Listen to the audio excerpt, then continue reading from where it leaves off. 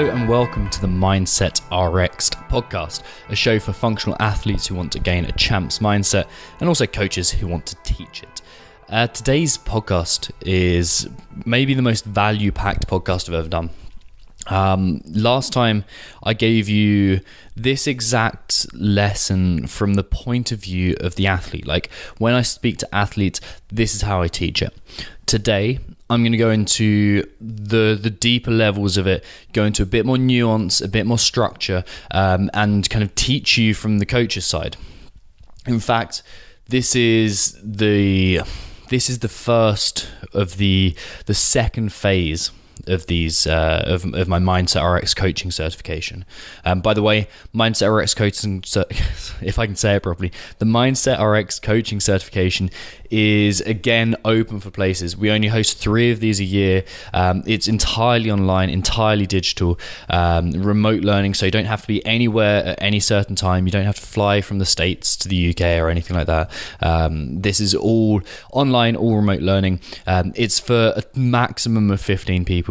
And if you want to be one of those 15 people, then it's prerogative that you email tom@mindsetrx.com with the headline MRCC, or the subject line MRCC, because doing so will enable you access to the early bird discount, which closes actually tomorrow when I'm recording this. So chances are, if you're listening to this, you may have missed the early bird discount. But as I said, only limited spaces. All you got to do to assure your space, email tom@mindsetrx.com. Ask me for more details about, I think I said start date is 20th of August. That's when the start date is. Ask me more details about the price, the custom payment plans that we can create for you to make sure it's accessible for anyone who wants to take this.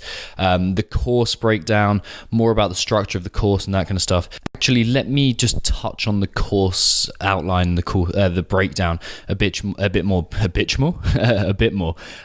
because what it's going to give you is a much deeper understanding of the way that we're going to go through the course, the things that you'll learn. First of all, we go through the you phase, where we teach you how to master your own mindset. This is a super important phase and shouldn't be overlooked. But then we go into what do we actually coach the athletes that we work with? The first one is testing mindset, because in order to get to point B, we've got to first know where point A is. Where are we now? We've got to understand our current limitations as athletes and as coaches, but you'll be transferring this onto your athletes. They've got to understand where their mindset sits. They've got to attain more self-knowledge, because if they don't get this self-knowledge, they're going to be constantly running up against a wall and don't know why. It's the same reason that if you start a weightlifting program and you don't know your current numbers, the percentages are going to be irrelevant, because you'll be trying different things. You might be going too light, you might be going too heavy, you might be doing the wrong movement specific to you, you might be doing basically someone else's program, and whilst your results may be, average at the best, they're never going to be great, and that's what we want. So we've got to understand where the athlete is, and I'll take you through the exact process of how do you test mindset. What is it? What exercise do we use to test mindset and get a base level reading of where these athletes are right now? And this is this stems from all different types of journaling that we use. So we take you through that. Then we go into the goal setting phase, and goal setting is, I refer to it as orientation, because goal setting is flawed in so many ways that I'm not going to bore you with now. The goal setting, the actual way to do it is to describe who you want to be, to figure out a much deeper question, because we can do all the right things but still fail in our ultimate goal if that goal is something that can be removed from us, something external. Whereas we can do all the right things and still be the type of person you want to be, even if the external factors don't align, if we decide on who do you want to be as an athlete. And this means that if your athletes are working hard and they're doing everything right and they've got every reason to be proud of themselves, they still can be, even if everything's stripped away from them. And then the other side as well, when they get on top of the podiums, when they succeed, which is almost a formality when they've worked on their mindset to the degree that we have, when they stand on top of that podium and they are on top of the world, they're at the best, at the pinnacle of their athletic career maybe, it doesn't feel hollow, because they understand who they want to be. They know themselves so well. So we go into the orientation phase. Who does this athlete want to be? And then we obviously break down goals and get very structured from there. From that point, we learn, okay, let's just set up the phase. With the athletes, they've gone from point A, they know where they are, and they're going towards point B, but the same old thing happens. Self-sabotage, overly negative, they overly positive maybe. They basically don't do the things that they should do to get there. Maybe they don't work hard enough in workouts. Maybe they just see the world in a pretty negative way, or maybe they can't be consistent with nutrition, their mobility, they don't do their accessory work, whatever it is. Whatever it is your athletes do that doesn't get them towards where they want to get. And let's just say as well, like if you're not working with athletes who are going to the top of who they want to be, or the top of the sport of fitness, let's just break this down a bit more. If your athletes are constantly self-sabotaging with their nutrition so they can't maintain a healthy body weight, if your athletes are constantly negative and can't work like in the way that they should be, and see the world as it actually is with some perspective and some positivity, then this is even more important that you teach your athletes these kind of things. So there's that phase as well. Like this is this observation elevation phases. They're doing the thing, how do you stop them doing the thing? Or they're not doing the thing, how do you make them do the thing? It's basically, how do I do the things that I want to do and stop doing the things that I don't want to do? That's the question that you answer with these athletes that you're going through. And then we go into two final phases. The second one is sustaining and further elevation. So how do we teach the athletes to do this shit themselves so you don't have to be there reminding them and giving them perspective every day? It's a very important phase. Here we cover visualization and imagination and using your subconscious and reprogramming it in a much more structured way, and a bunch more stuff besides. And then we go into finally a sport-specific phase. So this is where I teach you the concept of the arch in so much detail and how to get athletes working at the right intensity, with the right aggressiveness, with the right mindset for each individual style of workout or sport that they have. So it's like, okay, you've got a monostructural event where you're just kind of doing the same like movements over and over and over. So for example, running or cycling or swimming, you need a chilled out mindset. How do we cultivate a chilled out mindset for that? And how do we get aggressive when we need to, when we're hitting a weightlifting meet? And what's too aggressive for you? What's not aggressive enough? And we teach you this.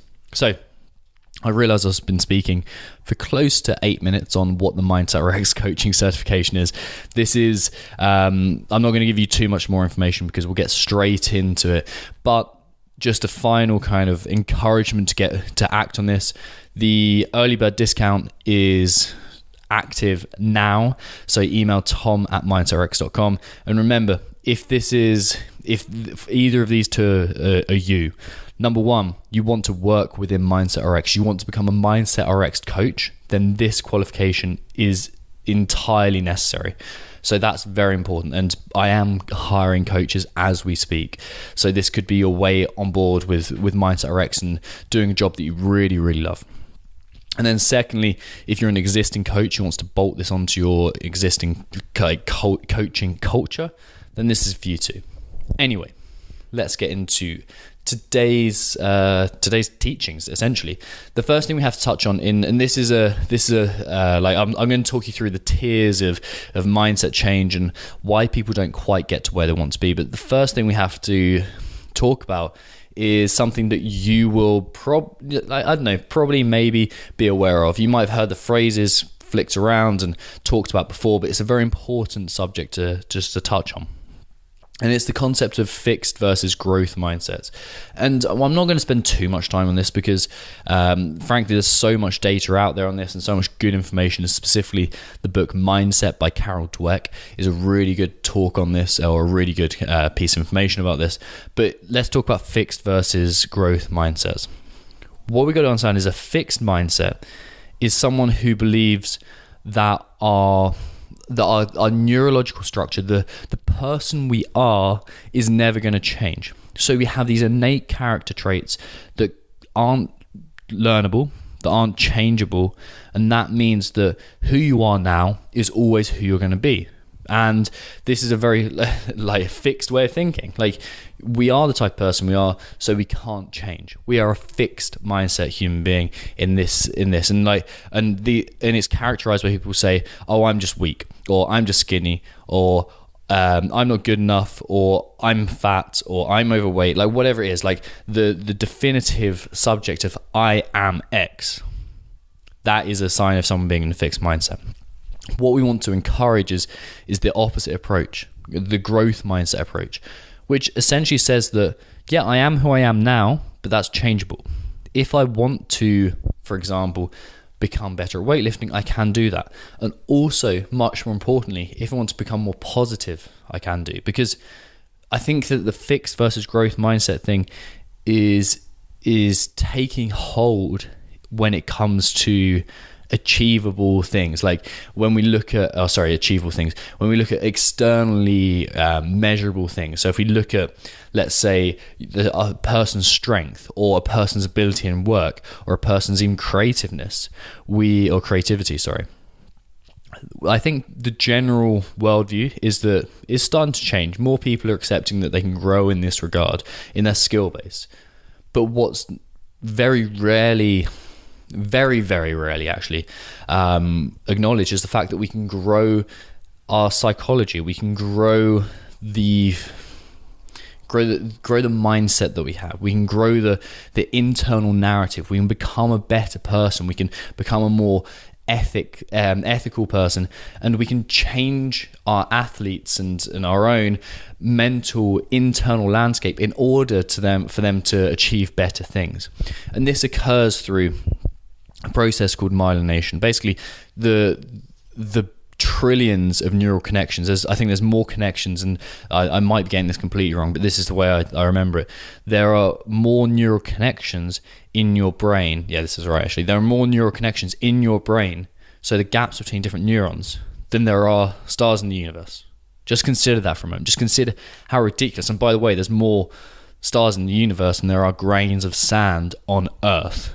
So there's more neural connections in your head than that. So what happens is when they connect to each other, these connections get stronger and stronger and stronger through a process called myelination, which is like the connection between two gets wrapped around with this insulating factor, effectively insulating factor. You can think of it like the outer wire, or the outer cover on an electronic wire. The thing that protects it. And this means that fires very, very quickly. That connection between the two fires very, very quickly.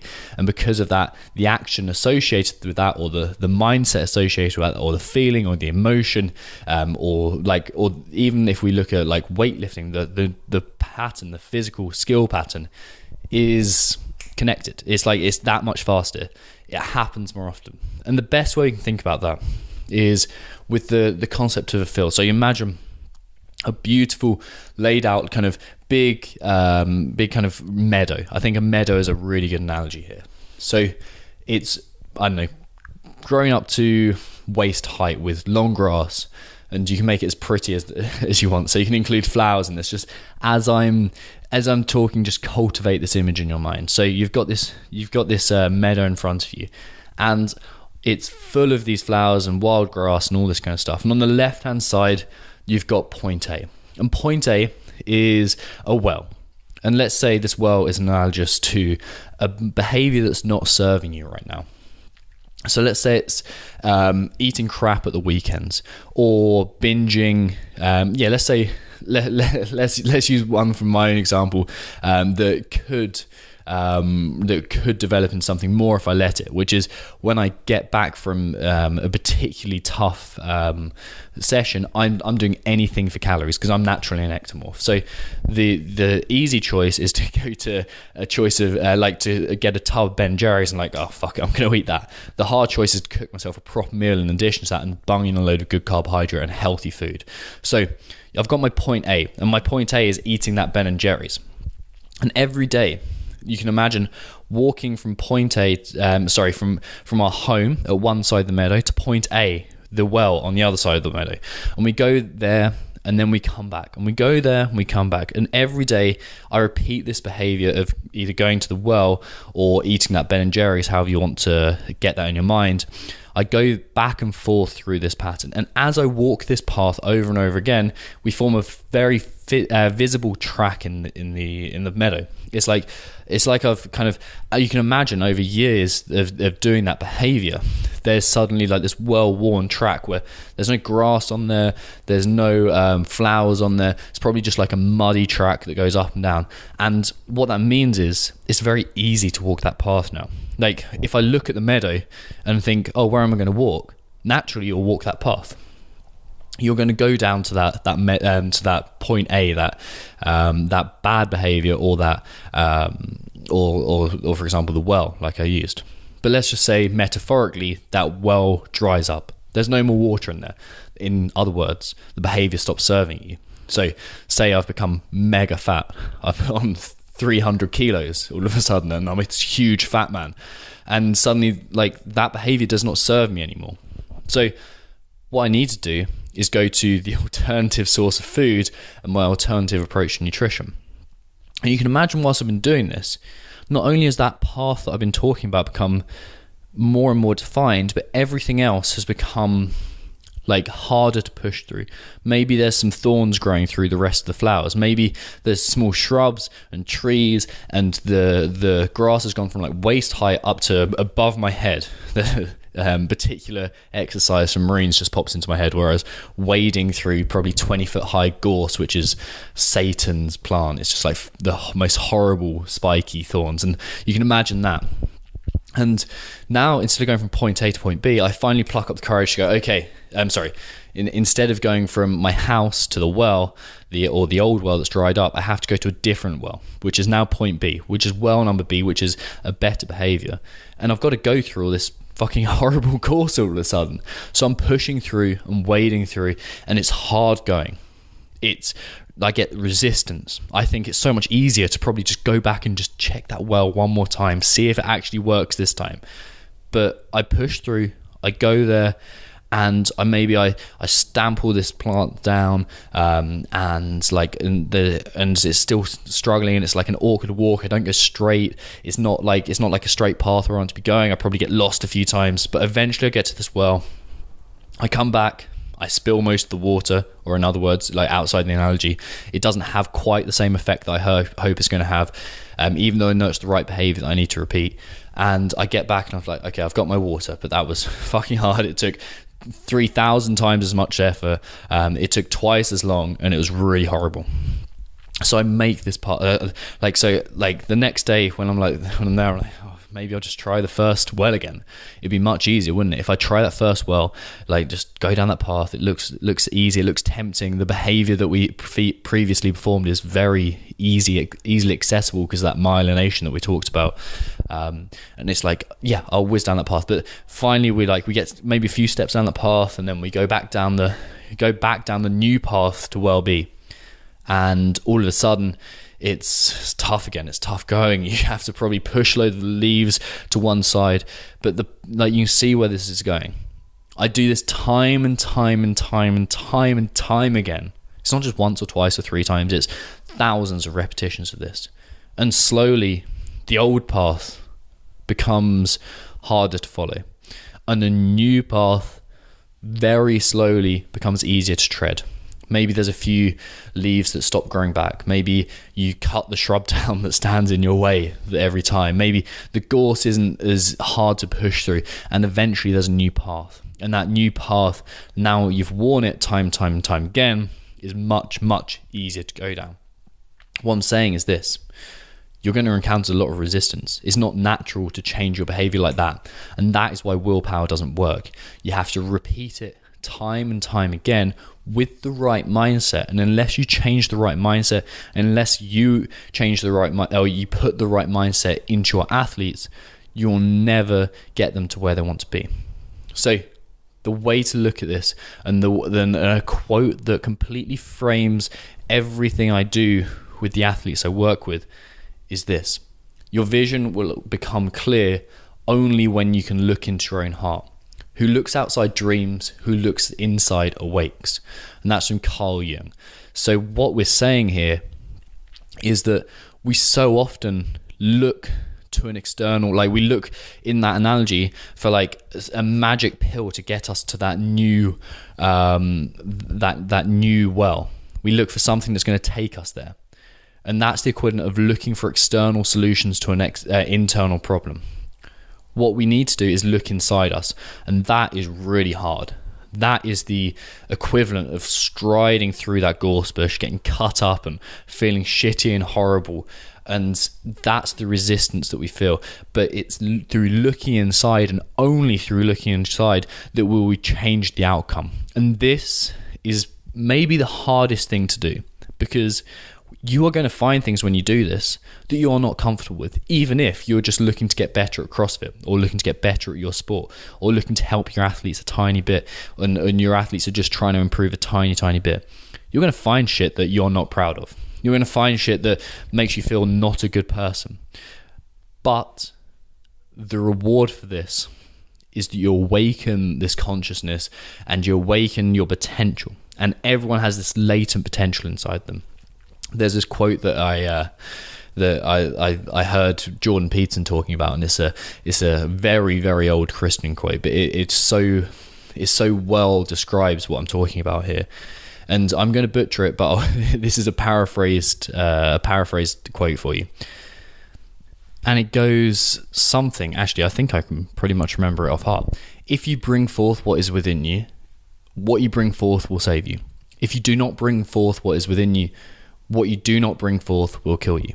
And that's just basically saying that we have this internal power, this internal ability to overcome the external solution.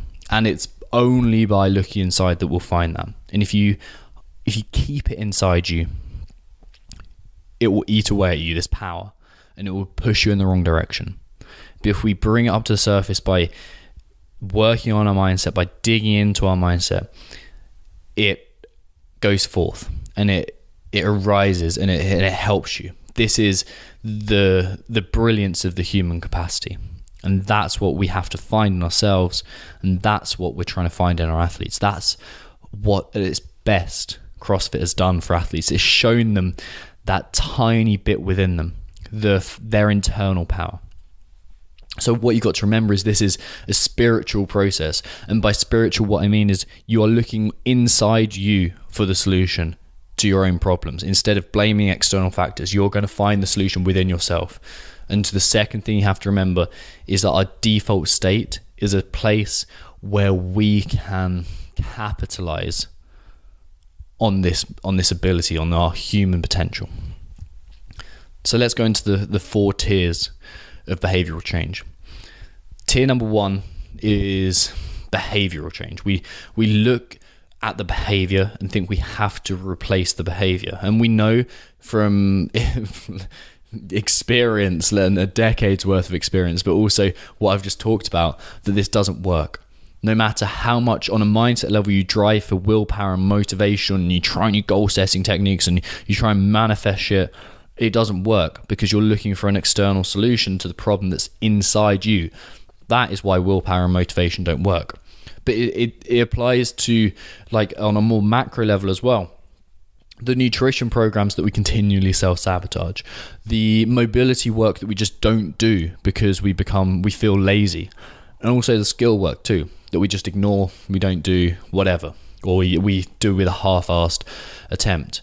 But the thing to remember is it's possible to go a lifetime desperately seeking change without identifying our true drivers, and therefore sacrificing self-actualization and happiness in honor of an outdated Weltanschauung, like an outdated worldview.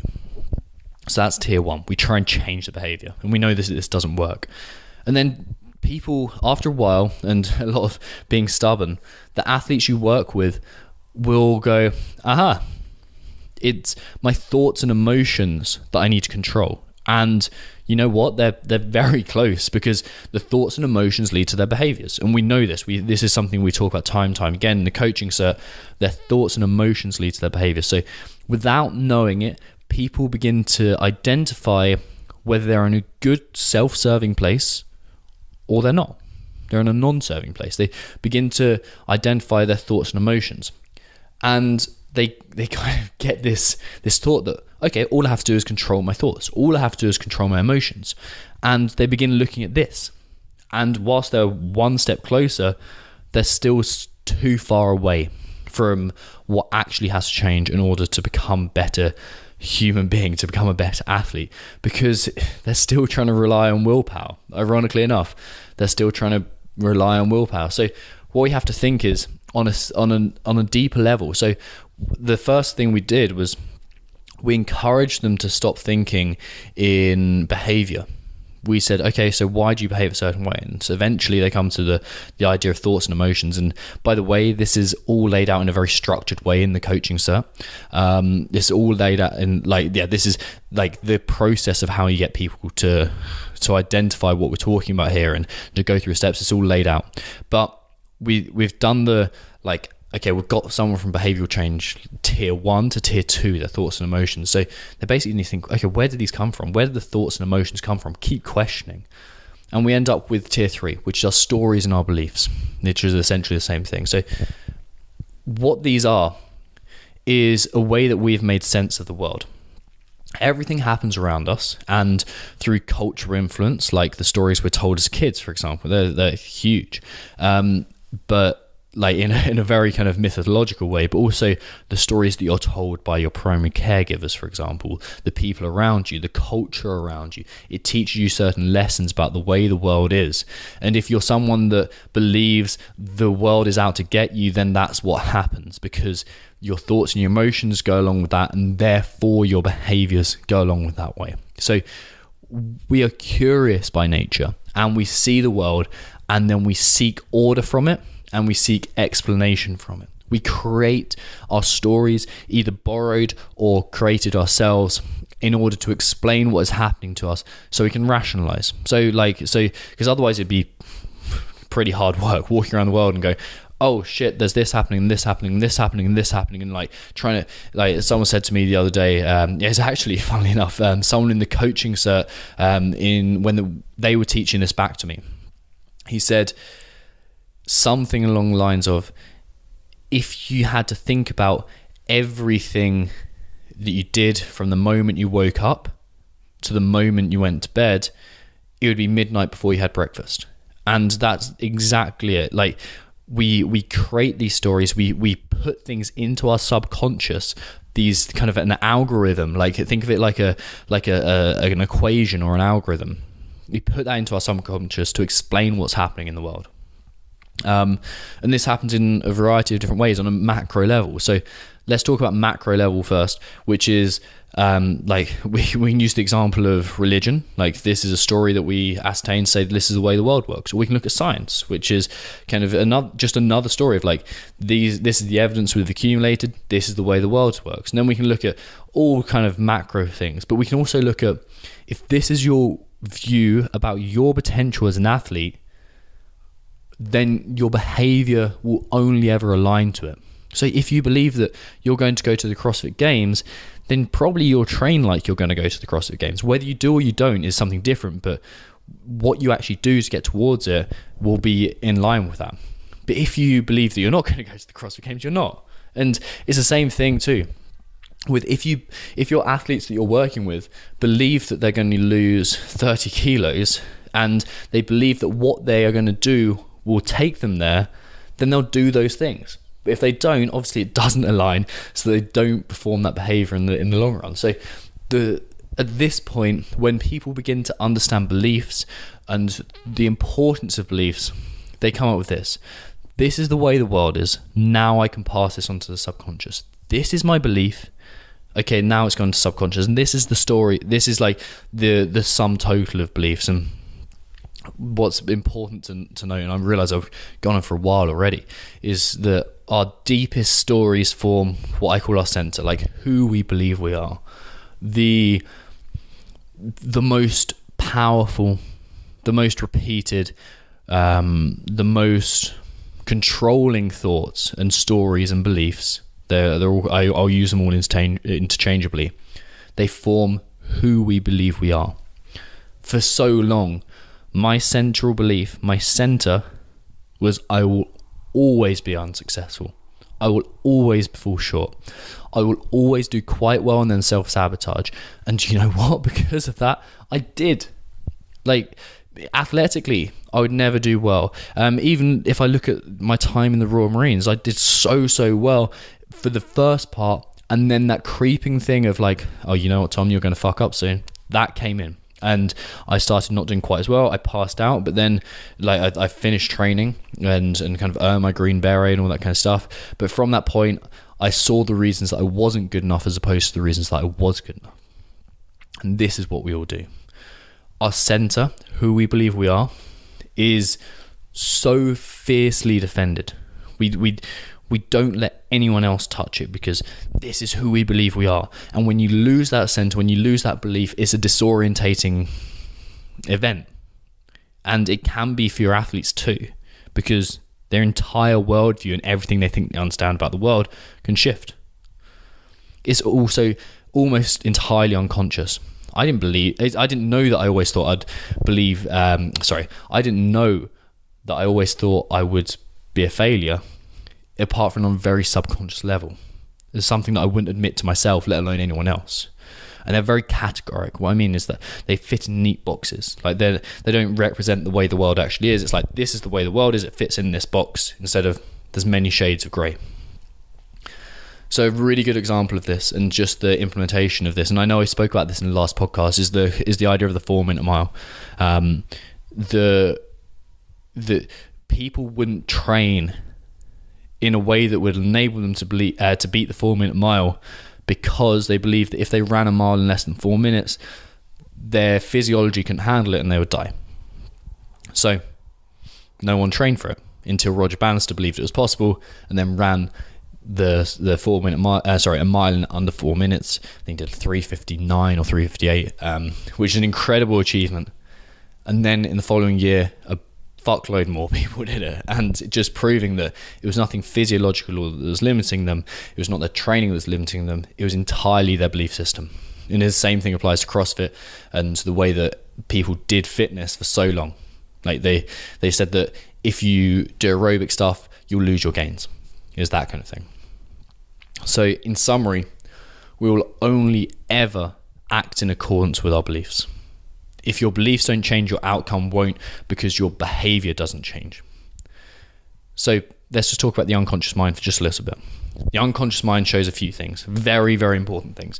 And remember, this is where the beliefs are held, where they're stored. The unconscious mind, in studies with an fMRI machine, a functional MRI machine, has shown that in some scenarios, the unconscious mind makes the decision up to 6 seconds prior to the conscious mind realizing that that's the decision and catching on with it. So basically, you think you're in control, but really your subconscious is in control. You think this narrative in your head, the thing that goes round and round, you think that's in control, but in reality, it's the subconscious mind. We have to learn to change that subconscious mind because it's always in control. It dominates 95% of our daily actions. So the fact that whilst I'm doing this, I'm pacing about and turning and holding a microphone and breathing and using my hands even to gesture is all unconscious, along with all my gut function and my heart beating and obviously all of that stuff, but a lot of my behaviors. But this goes to a much deeper level as well, like the way that you are at work, the way that you move a barbell, the way that you train, the person you are at the gym. So much of it is subconscious, and 95% of you is subconscious. 95% of your behavior is subconscious. And then we've got to realize something very important as well. If you place something that conflicts with your unconscious story, even if it's fact in the world, even if you can see it in front of you, your subconscious mind dismisses it as many times as it can before it has to realize it. This is called cognitive dissonance. Like, if something doesn't fit with your worldview, if something doesn't fit with your subconscious belief about the world, you'll push it to one side as many times you can until it becomes too much for your subconscious mind. Your subconscious then accepts it as reality. So what we have to do is present ourselves with that new truth, the actual truth about the way the world is, because otherwise, if you don't, your subconscious will reject it and you'll never see the world as it actually is. And then let's look at this fourth tier of behavioral change, just to give you an idea of what this is. It's four things that we touched on in the last podcast. Education, what we're explicitly told about the world. This is something that forms our beliefs. Our experience, not only our actions, but our thoughts about our actions too. So our experience there. Our evolution, like we are the product of billions of years of evolution. And then we're essentially meat vehicles, like carrying around a mind. We've got to understand that we have evolution here that's going to play a part, and our environment, what we implicitly learn. So by changing our experience, by changing our education and changing our environment, you're not going to change your evolution.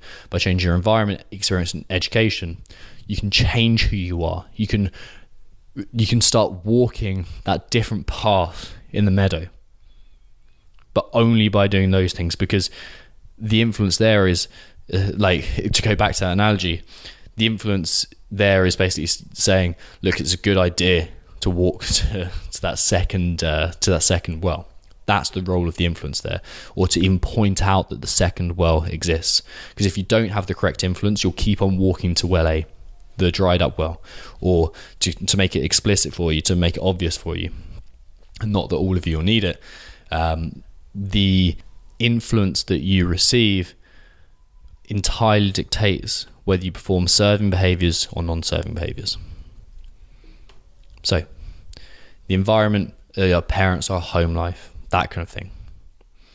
The evolution is like billions of years of evolution. It's essentially a very complex algorithm that your body has created, or evolution has created, which is your body, which is your mind, which is the human being. Your experience is failure, is success, is hardship, is pain, is ease, whatever you experience about a certain situation. And like, as Nietzsche kind of the one is very often misquoted, or kind of misappropriated with this quote, is says, what doesn't kill us makes us stronger. And this is really taken out of context on quite a few things. And essentially, it's not what doesn't kill us, it's how we process what doesn't kill us. And then finally, education. And we can think about media, social media, friends, school, parents. In short, it's whenever we're told what to think, not how to think. The temptation here that so many coaches go through is that desire to become a regressive therapist. To find, okay, so your influence is this, so let's figure out your influence. Let's backtrack through your past, through your history, through your entire childhood, and let's pick out those stories. Let's try and guess essentially what is the reason why you're doing what you're doing, and let's just point out the two obvious flaws in this. Number one, you can never be sure. People's memories are so flawed, it's unreal. So we'll never be sure whether they're actually remembering the truth, or even whether that truth, if it is a truth, has affected their belief system. And secondly, it doesn't always work. We can address beliefs and release ourselves from an outcome. That's the only reason we need to move forward. It's like, we've got to address our beliefs and release ourselves from the outcome. That's the way we change. So we've got to understand that. We can't look backwards. We've got to look forwards, and we've got to look at who we are right now. And the essential mistake people make is that they think they are, like, if we use the American or the US presidency at the moment is a perfect analogy, and obviously we're not getting too political here, but people think that what's in control is the press secretary. The press secretary, who I can't remember her name, basically saying, like, which is your conscious mind, by the way, in this story. Your conscious mind is basically saying, okay, these are the reasons we did it, and it's making up all these justifications and creating all these reasons. We like to think our conscious mind is the president, who's actually making decisions, who's actually doing things. But in reality, our conscious mind is just saying, okay, this is why we did what we did. The truth of it is that your subconscious mind is the president, which doesn't really align. Like it takes some while to really understand this, but your subconscious is actually making the decisions, the thing that you can't see. And it's this almost role reversal in actual world. So the solution is to train your brain to think like a lawyer, to think like a scientist instead of a lawyer. This is a brilliant analogy that was taught to me by my mentor, Brian Grasso. And what it says is that we so often have our brain thinking like lawyers. It's like, this is the case, this is the outcome that you need to create. Now choose the evidence to back that up. What we do when we work with mindset and when we teach people mindset is teach them to think like a scientist, which means that they select the information non-judgmentally. They view it all. They pick out the data, they analyze it all, and then they create their beliefs. Or they drop the beliefs that aren't helping them, because they create their reality from the truth that is about the world, not from a preconceived notion. They continually judge about what's happening right now. And that is the process of mindset. That is what we do as a mindset coach. And that's what the rest of the Mindset RX coaching certification is. It's guiding your athletes to release themselves from the stories they tell themselves, and basically they don't have to pick one at all. And in short, they become the athlete they want to be, because you teach them not to hold on to these stories too tightly. You teach them to see the world as it actually is. You give them perspective. And this is the whole process that you need to do as a coach. Or like, let's just put it this way. If you're coaching someone on the mindset, or even if you're not coaching anyone on mindset, you need to understand this, because they're never going to change unless they change their beliefs first. And I could have just said that phrase and had the podcast done with it. I'm not sure how long I've been going for now, but I could have just said that phrase, that just stop believing things and then you change the outcome. I could have just said change your beliefs, change the game. I could have said any number of those repetitive mantras. The thing is that unless we understand the true depth behind it, we're never going to change the outcome. And this is what you need to transfer over in your words, not these words, in your words, to the athletes you work with.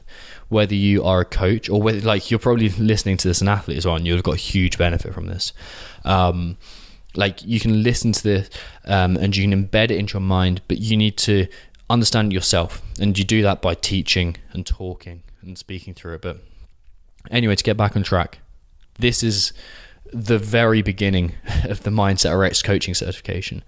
If you want to get involved, then spaces are open. This is the last kind of training call that you're going to get. You may be just in time to get access to the early bird discount if you can get your deposit in before the end of the 31st of July, which is tomorrow when I'm recording this, Tuesday, I think. I think it's Tuesday tomorrow. Yeah, just about. Get an email in, tom@mindsetrx.com. Inquire about the early bird pricing, inquire about the payment plans, inquire about the rest of the course structure, and let me know how you get on with that. So if you have any questions as well, tom@mindsetrx.com, so mindset Romeo X-ray Delta.com, and I'll reply to you with any questions as soon as possible. I'll reply to you with answers to your questions as soon as possible. As you know, the Mindset RX let me say it again. As you know, the Mindset RX coaching certification, we only run 3 times a year. And if you want to get on board, I'd love to have you on board. If not, just enjoy the freebies and the fact that you're getting the best mindset coaching there is, free of charge through this podcast. And anyway, folks, I'll speak to you all very soon. Oh, actually, if you did enjoy this podcast and you're like, I appreciate the info, I appreciate what we've talked about, Tom, but I'm not going to come on board with the coaching cert, then do me a favor. Head to iTunes, leave a 5-star review, maybe share this with your friends, give me some social media love, and you can find me on Instagram, which is @TomFoxley, Foxley, or you can find me on Facebook, because I use like, unfortunately for Mr. Zuckerberg, I use my profile picture to talk about Mindset RX and the work I'm doing. And yeah, enjoy, share it, leave me some love on Facebook or Instagram or wherever, or specifically on iTunes, because it helps more people find the show. And I'll speak to you very soon.